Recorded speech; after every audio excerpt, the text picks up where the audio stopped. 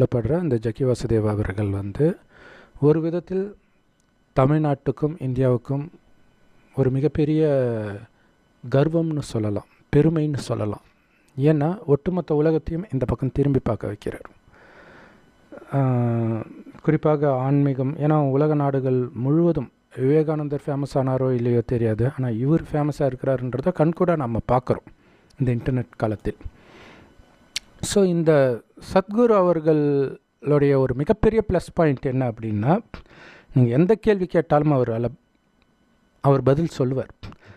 அது சரியா தப்பா அப்படிங்கிறது வேறு விஷயம். ஆனால் அந்த நேரம் எதிர உட்காரவங்களை அவரால் கன்வின்ஸ் பண்ண முடியும். ஸோ அந்த காலத்தில் அந்த வாதம் பண்ணதாகலாம் நம்ம தமிழ் இலக்கியத்தில் படிப்போம் இல்லையா. ஸோ அந்த மாதிரி தன்னுடைய வாதத்திறமையினால் எதிர இருக்கிறவங்களுடைய